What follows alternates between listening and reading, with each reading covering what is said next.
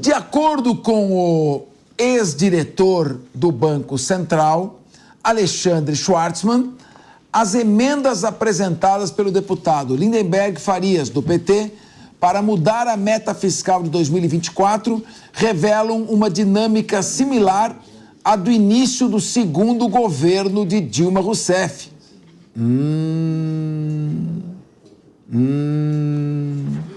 Quando o partido se posicionou contrariamente às pautas do Ministério da Fazenda, que na época era comandado por Joaquim Levy. Em entrevista ao jornal Estadão, Schwartzman disse que naquela ocasião, abre aspas, o partido sabotou a Fazenda, fecha aspas. Lindenberg Farias apresentou 2 emendas ao projeto de lei de diretrizes orçamentárias de 2024. Uma delas prevê a mudança da meta para déficit de 0,75% do PIB, enquanto a outra propõe um rombo de 1% do PIB nas contas do governo central no próximo ano. Bom, espero que essas emendas, evidentemente, emendas como essas devem partir necessariamente do Poder Executivo, porque elas importam, claro, em aumento de despesa. Isso tem que passar necessariamente, tem que partir do Poder Executivo, mas, de qualquer maneira, mostra uma sinalização, a meu ver, de pouca preocupação com o resultado fiscal. E aí, se a gente continuar gastando mais do que arrecada, ou o governo vai ter que tomar empréstimo e provocar aumento dos juros, ou ele vai emitir papel moeda e gerar inflação. Milton Friedman dizia, não existe almoço grátis. Ou seja, é necessário gastar aquilo que se arrecada. E do jeito que está, 47 bilhões para o Centrão, fora as indicações políticas, com esse apetite, o Congresso Nacional é assim que quer ajudar o governo? Olha, Fernando Capês, é justamente por isso que você vê os índices de juros futuros já estão subindo, porque o governo não dá declarações claras sobre a meta fiscal. Agora, o deputado Lindenberg Farias, ele faz parte de uma ala do PT que, inclusive, chegou a se manifestar contra o arcabouço fiscal quando o arcabouço fiscal foi discutido.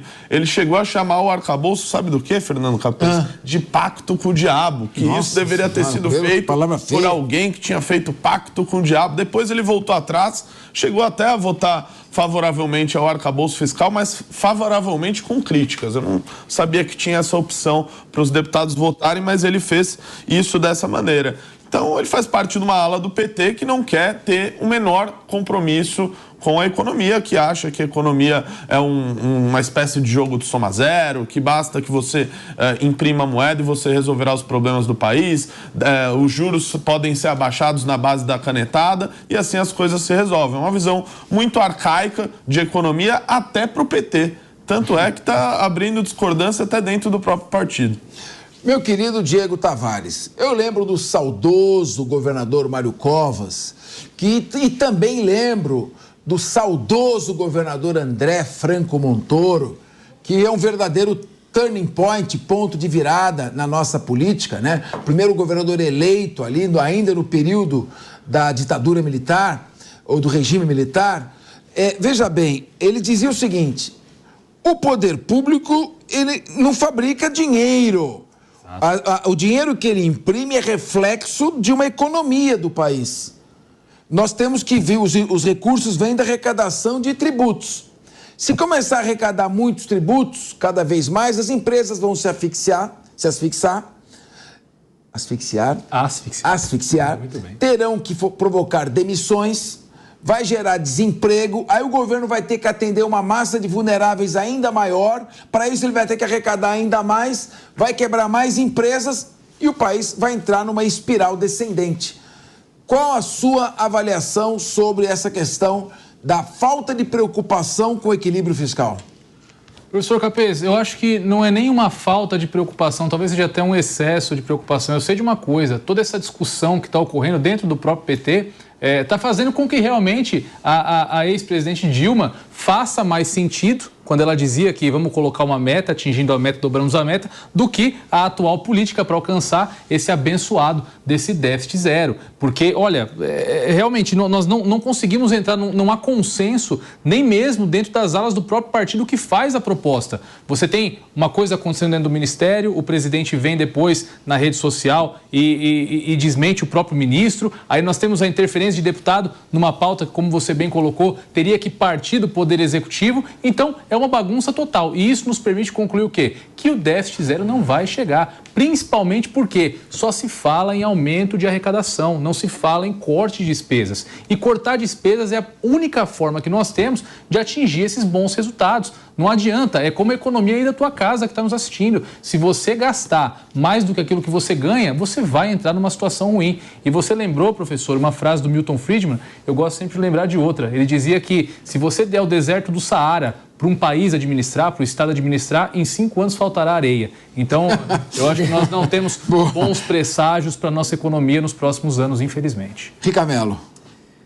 Olha, só para você que está em casa fazer a conta bem rápido, 0,5% do PIB, que algumas pessoas do governo têm falado de 0,5%, Lindenberg faria 0,75% agora, 0,5% do PIB é 50 bilhões de reais. Os 47 bilhões das emendas. Então, a brincadeira do Brasil ficar com déficit no ano que vem, primário, de, por exemplo, 0,5%, é exatamente o valor que foi liberado para o Centrão nas emendas aqui no país. Ou seja, era possível do país, de fato, alcançar esse bendito déficit zero? Claro que era. Por exemplo, as emendas poderiam ser muito menores. E aí aqui, os membros aqui, a gente está conversando aqui na mesa, você pode reduzir custo. Por que é sempre no aumento da receita? Nesse aumento da receita, que o professor Capês estava aqui comentando com a gente antes, que faz com que as empresas fiquem asfixiadas e não consigam crescer. E depois o governo tem um problema muito maior, porque aí as empresas não conseguem dar emprego, não conseguem ter competitividade, a economia acaba não crescendo e isso acaba batendo a sua porta. Quando um conhecido, um familiar ou você mesmo tem um aumento de salário menor do que a inflação, ou então fica desempregado, acaba não conseguindo aí ter suas contas em dia. E aí a população começa a se endividar. O que a gente viu nos últimos anos é que o endividamento brasileiro alcançou patamares estratosféricos, com juros muito altos, é uma dívida que não se paga. E aí o que o governo tem que fazer depois? Tem que fazer algum programa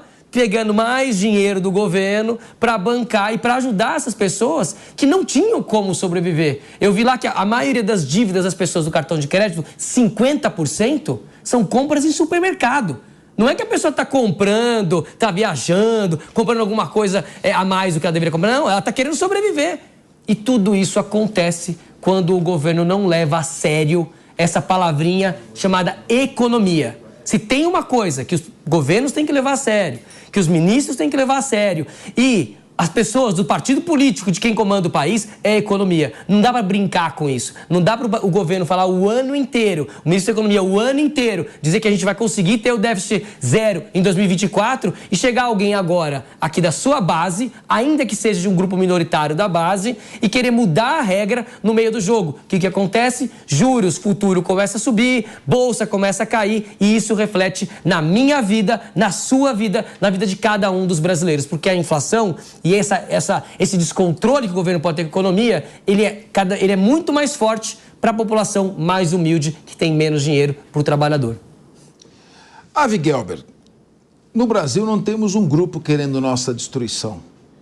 No Brasil nós não temos terremoto. No Brasil não temos tsunami nem furacão. Não temos inimigos, países naturais que querem nos destruir. Mas também não temos equilíbrio fiscal. Você pode fazer um comentário? Sem dúvida, mas eu acho que eu vou te corrigir. Nós temos sim um grupo ideológico que está tomando conta do país e a ideologia dele é dinheiro serve para gastar. E quanto mais, melhor.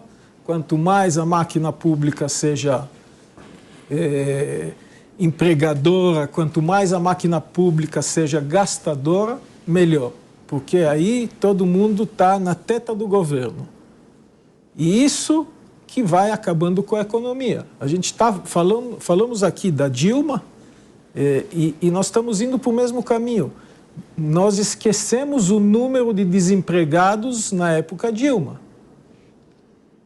Os números estratosféricos, dígito duplo de desempregados só crescendo. E o caminho, professor Capes, aquilo que você falou é esse, porque as empresas brasileiras, sou empresário, tenho uma empresa com bastante funcionários e posso te falar que as empresas estão perdendo cada dia competitividade, não só no mercado da América Latina, no mercado mundial.